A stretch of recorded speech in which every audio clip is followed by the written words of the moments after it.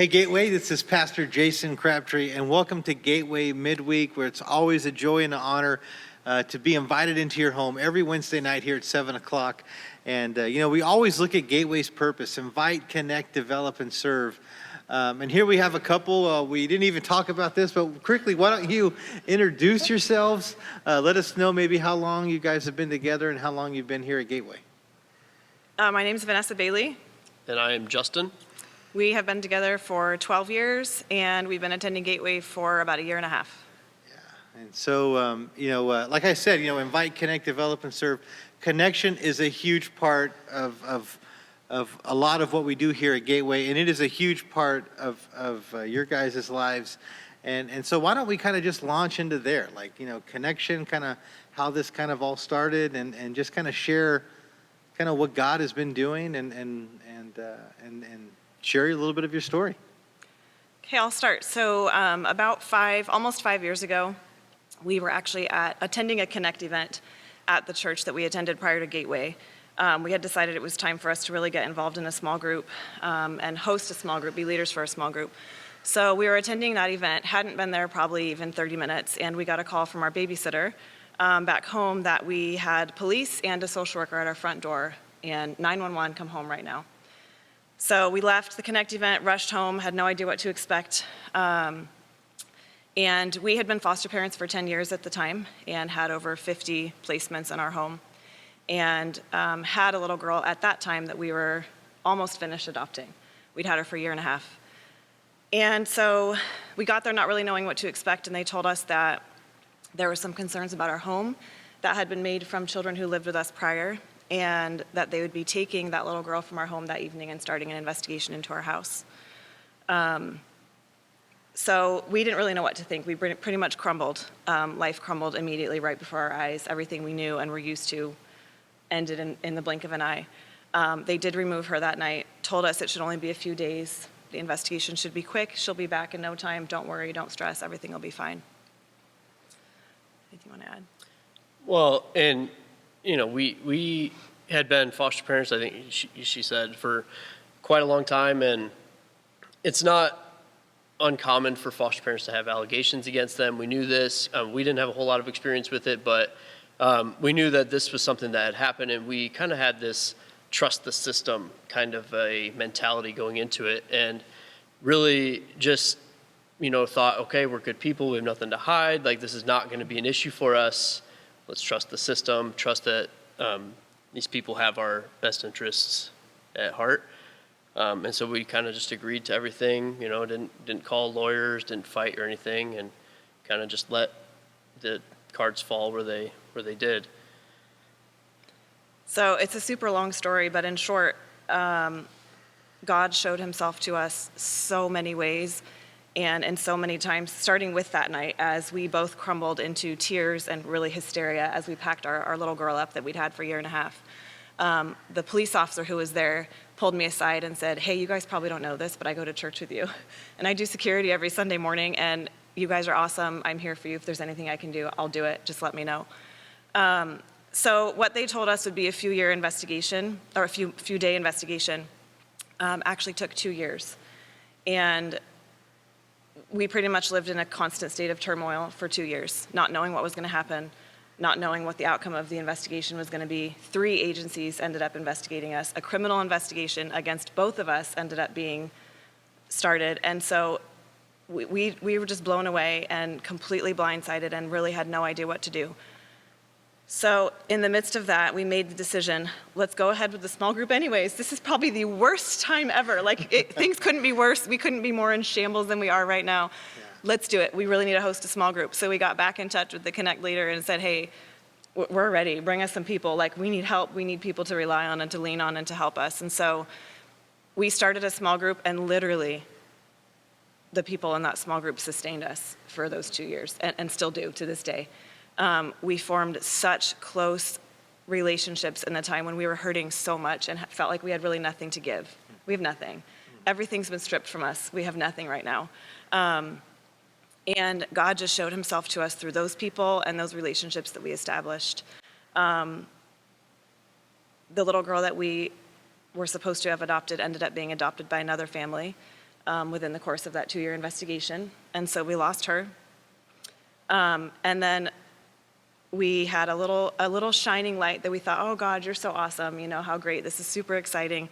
We found out I was pregnant a few months into the investigation and into this whole thing happening. We were super excited, told our family, made big plans, everything was going so good. We were feeling like, okay, God, this is a little relief for us, right? We're gonna have a light kind of at the end of this tunnel. And then at 13 weeks pregnant, I had a miscarriage.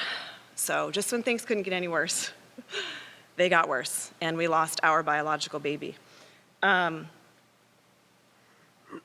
it was rough. I think that was our lowest low as a couple in my faith.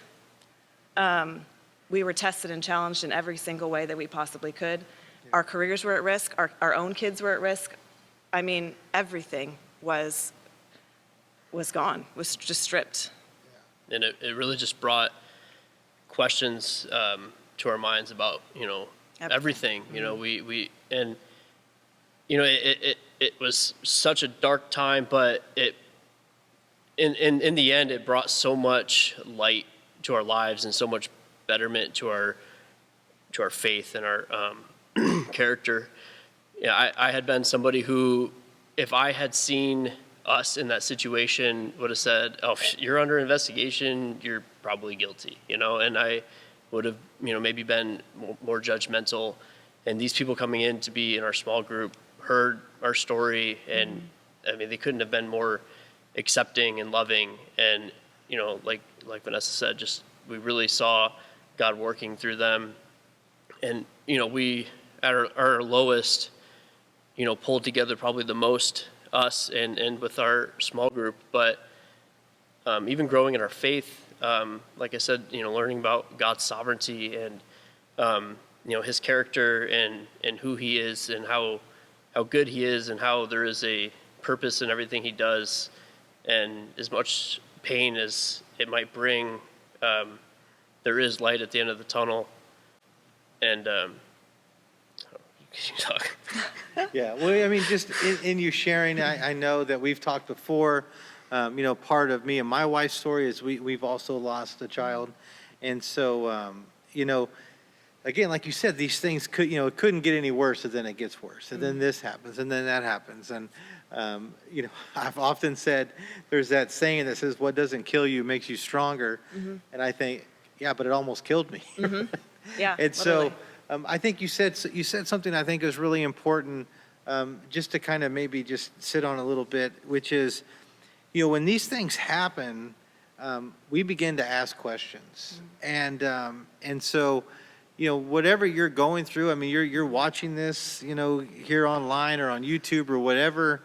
I don't know what you're going through, but I can only imagine there's probably some of you out there that are going through things that you say, it can't get any worse, and it gets worse. And so you start to have these questions, and I just want you to know it is totally valid to have questions. It is totally valid to go, God, what is happening here, right? Like, I don't get this. I don't understand. Yeah. And I think the more that we ask those questions, and I think you said this, Justin, is the more it starts to put us in a place where we really start to seek God, and we really start to be attentive to what the responses are as we ask these questions.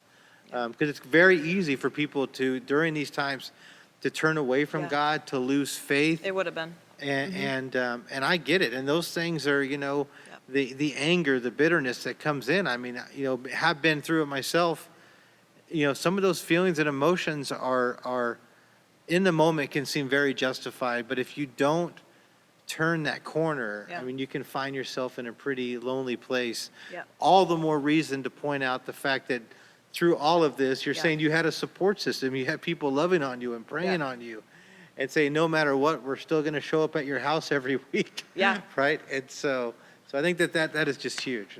And that would have been easy not to do too, because I feel like we were a little traumatized, given that it started when we were at a Connect event trying to start a small group. And so for us to really, even that was a hurdle for a while, that we literally, do you want to do it? No, not ready. I don't want to do that again. Like, let's not even talk about small groups, because that's where we were. We felt like we had taken a step of faith. We're doing the right thing. And literally, I mean, we associated that night for so long with small groups. And so But we quickly learned, like, we're not going to make it on our own. We have got to have people to, I mean, they did everything for us, literally, sustain us, cry on their shoulder, call them and ask for help, call and scream at them because we don't have the answers and we want to know, and why is this happening, and just someone to listen. I mean, they were everything for our family, for us, and for our kids for that 2 years before we were cleared and the investigation was over. And And I'm sure there were times too where they kind of help you escape for a few hours. oh and yeah, enjoy took our and kids. laughed. And, Oh yeah, babysat our kids. I mean, everything. Brought us meals. I mean, you name it, they did it for us.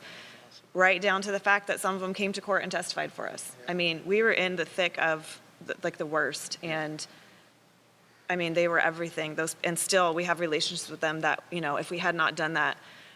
So when we moved here and came to Gateway about 1.5 years ago, was the first thing we did, was reach out to Jason and say, hey, we need a small group. We just moved here. We know we need a small group, and we want one at this new church and in our new city. And so this 1.5 year plus that we've been here has been fabulous, because we have some of those same relationships and familiar, comfortable people already at Gateway in just a year.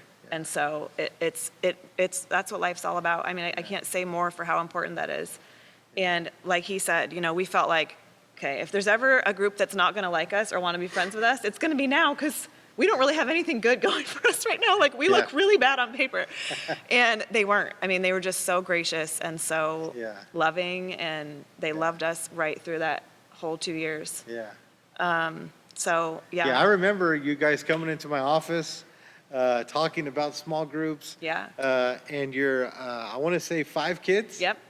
5 kids? What was the age, Brett? I know one was in a car seat. Yeah.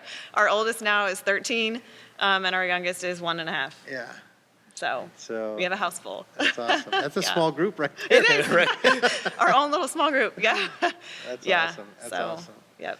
Cool. So let me, what's been cool is Vanessa has helped out with her and Jen Eskridge, doing one of our Zoom small groups for women. And so that's been a huge, answer to prayer, and as far as trying to stay connected. And so let me ask you this. I mean, you work at COS. I think you're substitute teaching. I mean, there's all these things that are happening. This pandemic hits. Like, how are you guys surviving? What are things that are happening with having a full house? Oh, gosh. I mean, what are some maybe things that you guys are personally have seen God show up? Or maybe even just like, man, we're struggling, and so. I think with 5 kids, it was really hard to shift everybody's kind of everything. We're homeschooling now. Of course, the older 3, they're doing distance learning, so they're home every day, all day. But then we still have the 2 little ones, a 3-year-old and a 1-year-old, who are kind of on a totally different schedule than those that are in school and having to do school. And he's doing a long-term sub job right now, and I'm teaching my 6 classes online. And so we went from not having the internet, literally, and not having TV, not having anything in March, to like our whole lives revolve around the internet. So for our house, it was really just a shift of mindset almost completely, and changing the way that we were doing life. But we have had some of the best memories in these 6+ months. We have been really intentional about disconnecting from the internet and from the phones and from whatever, and taking weekend trips as a family. A couple times nothing was open, and it just meant let's go to the mountains and sit in a cabin. Literally, you can't eat out, there's nothing open, like there's nothing to do, but let's just go and be together and climb trees and do scavenger hunts and look for who could find the biggest acorn. I mean, just really connect, I think, with each other and with our kids, and have that time that we wouldn't normally have. And so it's been hard, absolutely. Well, and, definitely.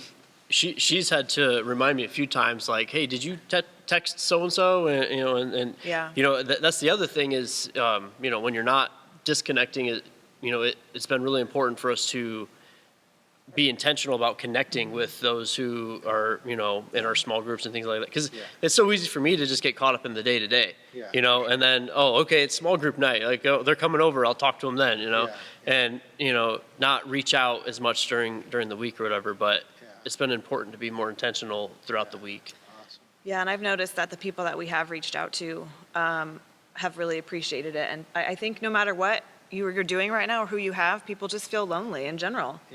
Because we're isolated. No matter how many people you have, you're still isolated more than you were in March or in February. And so I think it's important to just text or call someone and say, how's it going? Do you need anything? Yeah. What can I do for you? People have really responded well to that and thanked us. We've taken meals to several families over just so we can see a face. Hey, just dropping off a meal. How are you guys? How's everything? Here you go. Enjoy. I've got time to cook. I'm home. So, Yeah, awesome. So we've had to find ways, intentionally to connect, but it's been good, I think. That's good. Yeah.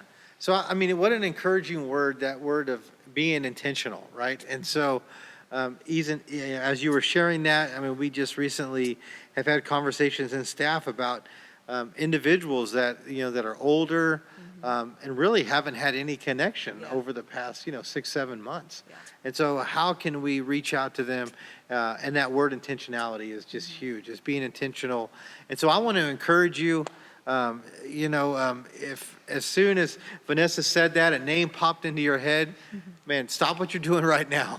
Text that person, call that person, write them a letter, do something, pray for them, and be intentional about it. I think that is so key. I wasn't sure what this conversation was going to be because I know a little bit of your guys' story, and so because I'm the small groups guy, I love the fact that we're talking about small groups and connection, and so and we're going to continue to do that.